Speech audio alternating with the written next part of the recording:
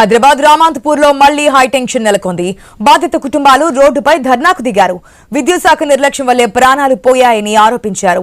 కోటి రూపాయల పరిహారం ప్రకటించాలని డిమాండ్ చేశారు. ఎస్గ్రేషియాతో పాటు ఒకరికి ప్రభుత్వ ఉద్యోగం ఇవ్వాలన్నారు. ప్రభుత్వం నుంచి స్పష్టమైన హామీ రాకపోతే రేపు రామాంతపూర్ బంద్కు పిలుపునిస్తామని హెచ్చరిస్తున్నారు. దీనికి సంబంధించి మరింత సమాచారం ఐ న్యూస్ ప్రతినిధి ప్రవీణ్ అందిస్తారు. రామంతపూర్లో జరిగినటువంటి ఘటనకు సంబంధించి మొత్తం టోల్గా కూడా ఆ ఇరు కుటుంబాల ఫ్యామిలీలు రోడ్డు పైన కూర్చొని న్యాయం చేయాలి అంటూ ఉన్నారు. మనం చూస్తున్నాం. అయితే ఎవరైతే మృతి చెందిన సంఘటనలో ఉన్నటువంటి యొక్క కృష్ణ యాదవ్ ఉండో వాళ్ళ యొక్క కుమారుని తీసుకొని రోడ్డు పైన కూర్చున్నారు. న్యాయం చేయాలంటూ చిన్న కుమారుని తీసుకొని అయితే మొత్తం రోడ్డు పైన కూర్చొని కుటుంబ సభ్యులు కూడా ఆ న్యాయం చేయాలి అంటూ చెప్తూ ఉన్నారు. ఏ విధంగా జరిగింది సంఘటన? నిన్న రాత్రి కృష్ణాష్టమి సందర్భంగా కృష్ణాష్టమి వేడుకల సందర్భంగా రామంతపురం యాదవ్ సంఘం ఆధ్వర్యంలో వేడుకలు ఆనవాయితీగా నిర్వహించుకుంటున్నారు. నిన్న రాత్రి శోభాయాత్ర తీయడంతో నిన్న భారీ వర్షం రావడంతో మరి ఎక్కడ పడితే అక్కడ మీరు కెమెరా చూపించండి, ఎక్కడ పడితే అక్కడ ఏదైతే పవర్ సప్లై అవుతుందో కేబుల్ వైర్ ఉన్నదో కరెంటు వైర్లు అన్నీ కూడా ఎక్కడ పడితే అక్కడ తెగిపడి యాలాడుతున్నాయి. మరి అటువంటి అక్కడ ఉన్న స్థానికులు ఎన్నోసార్లు కంప్లైంట్ ఇచ్చినా పట్టించుకోలేదు.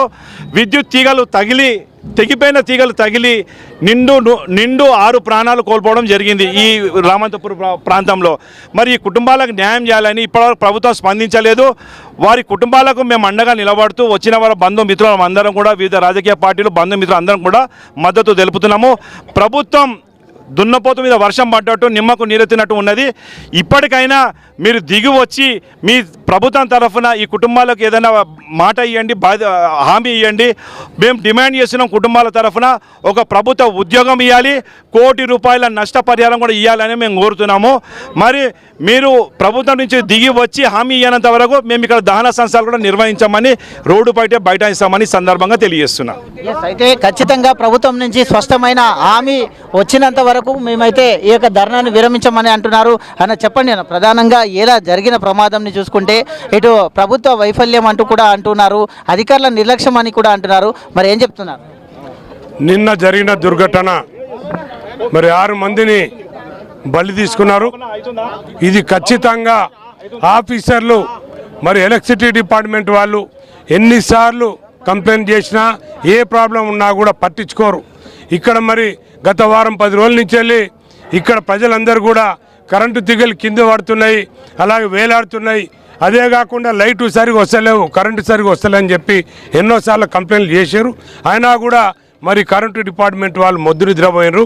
ఈ రోజున అస్సలు పట్టించుకోలేదు. వీళ్ళు ముందు రోజున కూడా పోయి మరి కరెంట్ డిపార్ట్మెంట్ వాళ్ళు ఇక్కడ కరెంటు బాగాలేని చెప్పడం కూడా జరిగింది. అయినా వాళ్ళు పట్టించుకోలేదు.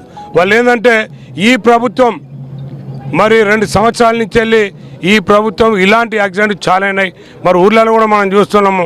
యాక్సిడెంట్లు అవుతున్న కరెంటుకు సంబంధించిన అన్నీ కూడా ఎక్కడ పోతే అక్కడ మరి కరెంటుకు సంబంధించిన ప్రాబ్లమ్స్ అన్నీ బాగా స్టార్ట్ అయినాయి.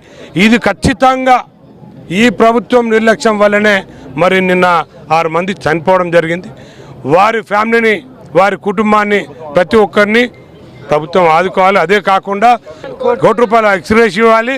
అలాగే ప్రతి ఇంటికి కూడా వాళ్ళకు మరి ప్రభుత్వం నుంచి వెళ్ళి జాబ్ ఇవ్వాలని చెప్పి మేము డిమాండ్ చేస్తాము. అలా జరగకపోతే పెద్ద ఎత్తున మేము పార్టీలకు ఖచ్చితంగా ఎంత దూరమైన పోవడానికి మేము సిద్ధంగా ఉన్నాం. బంద్ పాటిస్తాము, రస్తా రోకోలు చేస్తాము. వారి కుటుంబాలకి తగిన సాయం జరిగేంత వరకు మేము ఊరుకుండేదని చెప్పి హెచ్చరిస్తున్నాం. మొత్తం అఖిల భారత యాదవ సంఘాలు మొత్తం టోటల్గా పార్టీలకు అతీతంగా మొత్తం టోల్గా కూడా బంద్కు పిలుపునిస్తామంటే చెప్తున్నారు. మనం చూసుకునవచ్చు.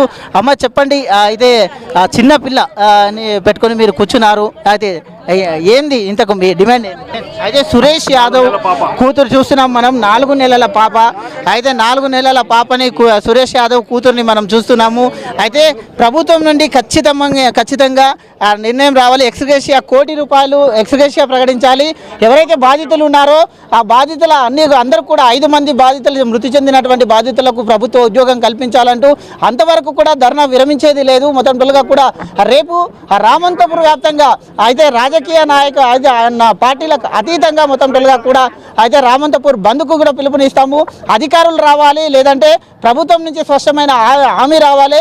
దానికి సంబంధిత ఎవరైతే మంత్రి ఉన్నారో ఆ మంత్రిని ఇక్కడ ఖచ్చితంగా రావాలి.